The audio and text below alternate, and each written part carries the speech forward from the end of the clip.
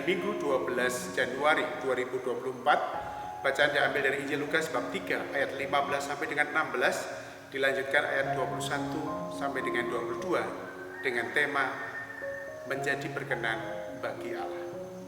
Sahabat-sahabat Gemala Sal yang terkasih, dalam kehidupan kita, duniawi kita selalu menginginkan yang namanya keluhuran atau kemuliaan.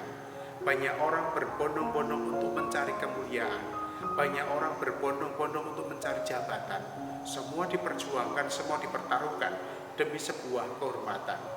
Maka tidak aneh kalau dalam kehidupan kita banyak pelanggaran-pelanggaran juga yang terjadi demi mengejar sebuah kehormatan.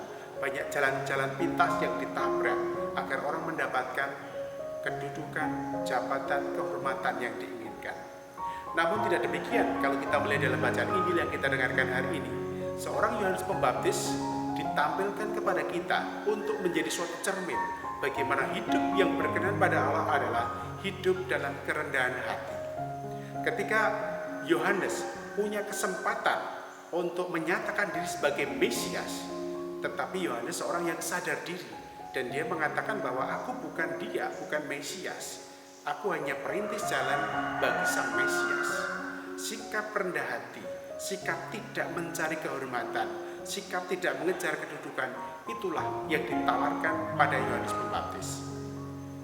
Bahkan di dalam bacaan Injil, kemudian Yohanes bisa menyaksikan bagaimana suara Allah yang turun kepada Yesus. Ketika Yesus dibaptis, suara Allah berseru, "Inilah anakku yang terkasih, kepadanya lah aku berkenan." Hidup yang berkenan pada Allah karena sungguh-sungguh roh itu ada padanya. Maka sahabat-sahabat Gemala Sal yang terkasih, lalu bagaimana kita bisa hidup berkenan di hadapan Allah? Yang pertama-tama adalah hiduplah secara rohani.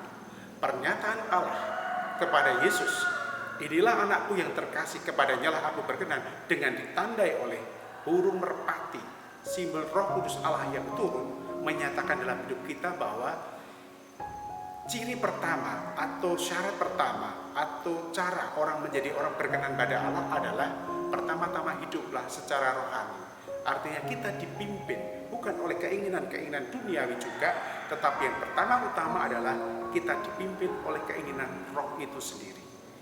Dengan kita diurapi oleh roh Allah lewat pembaptisan kita, lewat penerimaan karisma, dan juga lewat sakramen yang kita terima, itu cara kita merohanikan diri kita agar semakin berkenan bagi Allah. Yang kedua adalah hidup manusiawi kita seperti Yohanes, menjadi pribadi yang rendah hati, menjadi pribadi yang sadar diri bahwa kita adalah utusan, menjadi pribadi yang tidak mengambil kesempatan hanya demi keinginan duniawi kita atau mungkin demi kehormatan diri kita. Itulah sikap-sikap yang diperlukan untuk berkenan kepada Allah.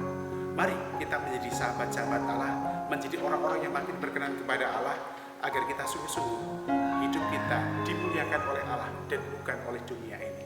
Semoga makin berkenan kepada Allah, makin rohani, makin rendah hati, dan sadar diri bahwa kita semua adalah utusan, hamba, dan milik Allah.